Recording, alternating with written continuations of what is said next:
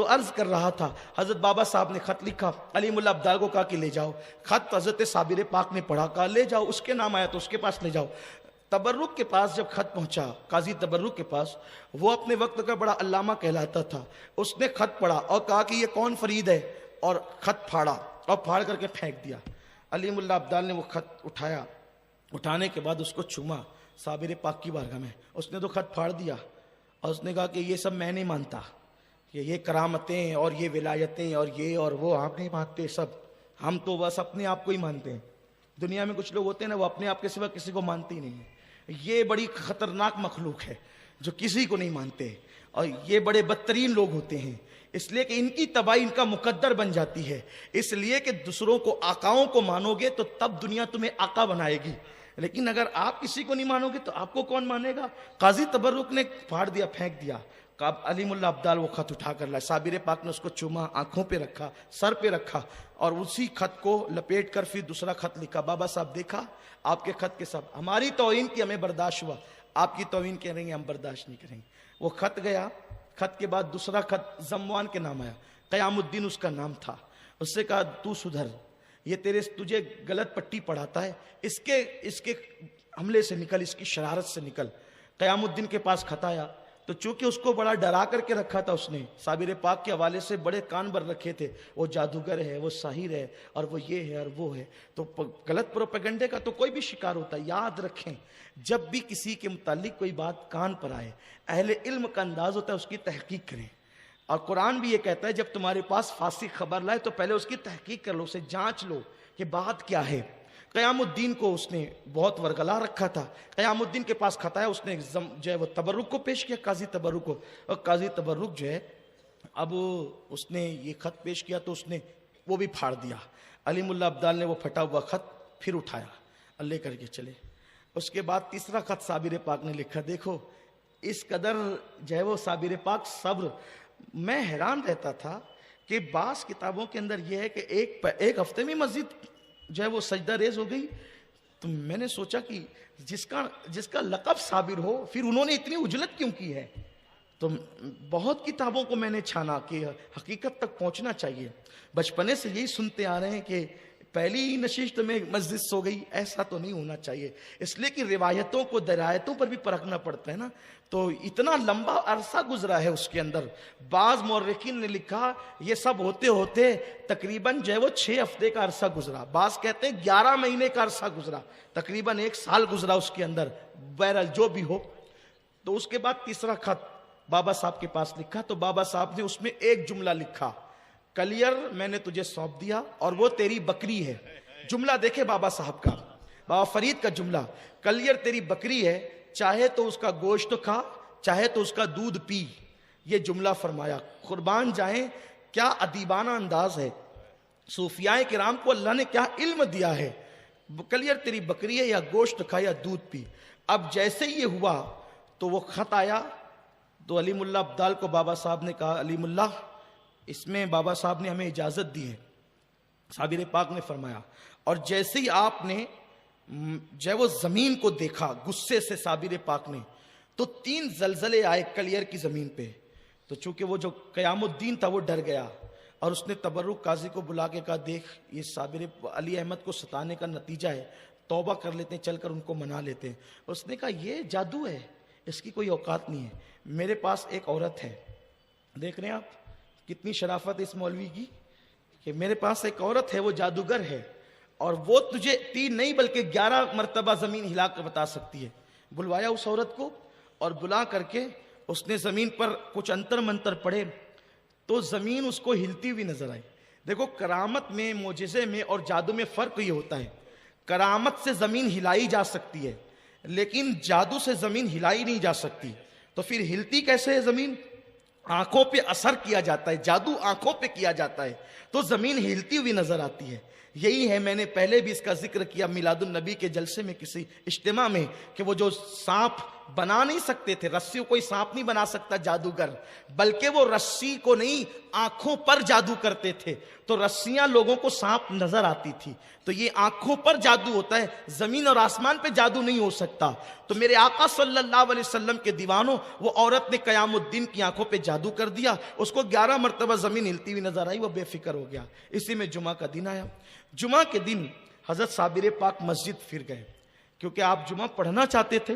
اب گئے تو پہلی صف میں بیٹھے، اس کے بعد قاضی تبرک کے آدمی آ کے کہتے یہاں سے اٹھو، آپ کی جگہ نہیں ہے، یہاں قاضی صاحب کی جگہ، قاضی تبرک یہاں بیٹھے گا۔ فرمایا کہ ہم فقیر لوگ ہیں، پہلے سے آئے ہیں اور اللہ کے گھر میں بیٹھے ہیں، کسی کا گھر تو ہے نہیں یہ، اور آپ ہمیں یہاں سے اٹھاتے ہیں؟ تو کہا کچھ نہیں، آپ اٹھیے۔ تو آپ اٹھے اور دوسری صف میں گئے، دوسری صف میں گئے، دوسری صف سے اٹھنے کے بعد آپ تیسری صف میں گئے، تیسری صف والوں نے بھی اٹھا دیا، یہ ہماری جگہ ہے، آپ چوتھی صف میں گئے۔ یہ آپ کے ساتھ ہوا ہے، کسی صف میں بیٹھنے نہیں دیا گیا۔ حالانکہ اس سے پہلے ایک واقعہ اور ہوا تھا، وہ بڑا مشہور ہے، میں اس کا صرف اشارہ دیتا ہوں، اس سے پہلے بیان کر چکا۔ مسجد میں حضرت صابر پاک کو قیام الدین نے کہا تھا کہ اگر آپ اللہ کے ولی ہیں، برگزیدہ بندے ہیں، تو میری بکری 3 مہینے سے گم ہے، وہ ہے کہاں، آپ اس کا ذکر کریں۔ آپ نے 27 لوگوں کو کھڑا کیا مسجد میں سے، وہ جو نمازی تھے نا، وہ نمازی جو بکری چرا لے گئے تھے، 27 لوگوں کو کھڑا کیا، کہا انہوں نے چوری کی ہے۔ کہا علی احمد ہم پہ الزام نہ لگاؤ، یہ کیسی بات آپ کرتے ہیں کہ ہم نے چوری کی، ہم نمازی لوگ ہیں۔ آپ نے فرمایا قیام الدین تیری بکری کا کوئی نام ہے؟ اس نے کہا ہاں ہے۔ فرمایا نام لے کے پکار۔ سبحان اللہ، بکری کا نام لے کے پکار۔ 3 مہینے ہو گئے بکری چوری ہوئے، لوگ کھا کے ہضم کر گئے، پاخانہ کر گئے، اور صابر پاک نے تو اس کا نام لے کے پکار۔ تو جیسے ہی بکری کا نام لے کے پکارا، 27 لوگوں کے پیٹ سے یوں آواز آئی، مجھے ان لوگوں نے ذبح کیا، اس نے یہاں لے جا کر کے بھون کے کھایا، اس نے وہاں لے جا کر سالن بنا کے کھایا، اس نے وہاں لے جا کر کے اس انداز میں کھایا۔ ساری تفصیلات بکری بتا رہی ہے۔ اب اگر کوئی صابری بنتا ہے کہ ہم بھی صابر پاک کے سلسلے کے ہیں، تو وہ یہ تو عقیدہ رکھے کہ صابر تو بکری سے بھی بلوا لیتے ہیں، بے شک اور وہ بھی کس بکری سے جو پیٹ میں جا کر کے گھل کر کے پاخانہ بن کر نکل چکی ہے۔ جب صابر کے بلوانے کی یہ شان ہے، تو صابر پاک کے نانا کی شان کا عالم کیا ہوگا؟ سبحان اللہ، سبحان اللہ۔ چشتی صابری کہلانے سے کام نہیں چلے گا۔ بے شک بے شک، آپ اس وقت تک صابری اور چشتی نہیں ہو سکتے، قادری نقشبندی نہیں ہو سکتے، جب تک ان آقاؤں کے عقیدے پر آپ اپنا عقیدہ نہ لائیں۔ بے شک، لوگ اجمیر شریف بھی جا رہے ہیں، اب لوگ اجمیر شریف بھی جا رہے ہیں۔ کل تک کہ یہی چادریں بدعت تھی، یہی شرک تھی، یہی حرام تھی، اور یہی بت پرستی تھی۔ وہ کھڑی پوچھتے ہیں، یہ اڑی پوچھتے ہیں، اس طرح کی باتیں ہو رہی تھی۔ لیکن جب امریکہ نے رخ بدلا اور سعودی سے سر سے ہاتھ ہٹایا، تو لوگوں نے کہا اب کہیں پناہ نہیں ملے گی، بے شک پناہ تو علی کے لال کی بارگاہ میں ملے گی۔ سبحان اللہ، نعرہ تکبیر، نعرہ رسالت، خواجہ کا ہندوستان، فیضان حضور غریب نواز۔ جب مدرسے کے پگڑی والوں کی یہاں پناہ نہیں ملتی، تو علی کی اولاد کی چادر والوں کی یہاں پناہ ملا کر، سبحان اللہ، سبحان اللہ، پھر چادر کی ٹوکریاں اٹھانی ہی پڑتی ہے۔ بے شک، حق، اور اللہ بتا دیتا ہے، اللہ بتاتا ہے کہاں تک ناک لگاؤ گے میرے محبوبوں سے اور محبوب کے شہزادوں سے، سب پر پڑی تو مشکل کشا کی بارگاہ میں آئے۔ اب تم کب تک کہاں تک بھاگو گے؟ رسی تو اللہ کے ہاتھ میں ہے۔ اب تم پر مشکل آئے گی تو مشکلوں کا حل مشکل کشا علی کے بیٹے معین الدین کے دربار میں ہو۔ سبحان اللہ، سبحان اللہ، سبحان اللہ، بے شک، سبحان اللہ۔ لوگوں نے وہاں بھی کہا، میں نے راجستھان کے اخبارات پڑھے تو کہا ہم بھی چشتی ہے، حضرت معین الدین صاحب سے ہمارا بھی سلسلہ ملتا ہے۔ ہم نے کہا معین الدین صاحب سے ملتا ہے، معین الدین کا مطلب تو بتاؤ۔ سبحان اللہ، سبحان اللہ، ارے معین الدین کا مطلب ہوتا ہے دین کی مدد کرنے والا، دین کا مددگار۔ جب معین الدین بندوں کی مدد نہیں کر سکتے تو دین کی مدد کیسے کر سکتے ہیں؟ کیا بات ہے، معین الدین کہنے سے بڑا شرک کیا ہوگا؟ لیکن بات یہ ہے، حق وہ ہے جو سر چڑھ کر بولتا ہے۔ بے شک بے شک، سنیوں، اپنا مسلک 1857 کے بعد کا نہیں ہے جی جی جی، بے شک، کہ ہمیں بار بار کلاٹیاں کھانی پڑے۔ ہم بار بار کلاٹیاں نہیں کھاتے۔ ہمارا موقف مسجد نبوی سے جو آ رہا ہے وہی کربلا میں تھا، وہی نجف میں تھا، وہی بغداد میں تھا، وہی کاظمین میں تھا، وہی مشہد میں تھا، وہی اجمیر مقدس میں تھا، وہی دلی محبوب الہی میں تھا، وہی بختیار کاکی میں تھا، وہی کچوچے مقدسہ میں تھا، وہی دیوا شریف میں تھا، وہی مارارہ مطارہ میں تھا، وہی بریلی شریف میں تھا. ہمارا موقف کبھی بدل نہیں سکتا. سبحان اللہ. نعرہ تکبیر، نعرہ رسالت، مسلک اعلی حضرت، اتحاد اہل سنت. سبحان اللہ سبحان اللہ. اس لیے کہ جھوٹ کی پہچان ہوتی وہ ہر دن الگ ہوتا ہے، اور سچ کی پہچان ہوتی وہ ہر دن ایک ہی ہوتا ہے. کروڑ مرتبہ بلواؤ ایک ہی ہوتا ہے. ہمیں کتنا ستایا جائے، کتنا مذاق اڑایا جائے، ہم یہی کہتے ہیں چادر چڑھانا جائز ہے، فاتحہ پڑھنا جائز ہے، پھول چڑھانا جائز ہے، میلاد کا جلوس نکالنا جائز ہے. ہم ہر مرتبہ ہمارا موقف یہی ہوتا ہے. پیدائش سے لے کے موت تک ہمارے باپ دادا بھی یہی کہتے رہے، ان کے باپ دادا بھی یہی کہتے رہے، ان کے باپ دادا بھی یہی کہتے رہے، ان کے باپ دادا بھی یہی کہتے رہے، ان کے باپ دادا بھی یہی کہتے رہے. ایک نہ ختم ہونے والا سلسلہ ہے. ہم نے کبھی اپنا موقع، اور نہ شہروں کے مطابق موقف بدلتا ہے. ہم سعودی میں اسی لیے ہتکڑیاں پہنائے جاتے ہیں کہ وہاں جا کر بھی ہم نہیں بدلتے. ہم وہ لوگ نہیں ہیں کہ جیسا دیس ویسا بھیس. ہم وہ لوگ نہیں. یہاں آئے تو حنفی ہو جائیں، وہاں جائے تو پھر کچھ اور. ہمارا یہ موقف نہیں. مار کھائیں گے، لٹیں گے، پٹیں گے، لیکن کبھی اپنے موقف عقیدے کا نہیں چھوڑتے. اس لیے کہ حق ہے نا، حق چھوڑا نہیں جا سکتا. یک گیر محکم بگیر، یہ اولیاء کا مسلک یہی ہے. ان کا فرمانا یہی ہے.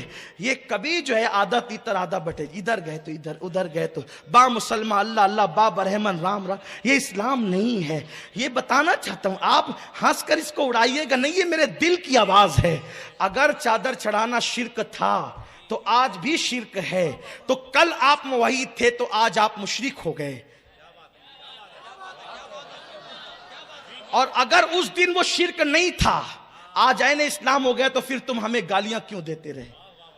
آپ کیوں ہمیں گالیاں دیتے رہے؟ ہمیں تو یہ تانا دیا جاتا، کیا تمہارے ولیوں کو ٹھنڈی لگتی ہے جو تم چادریں چڑھاتے ہو؟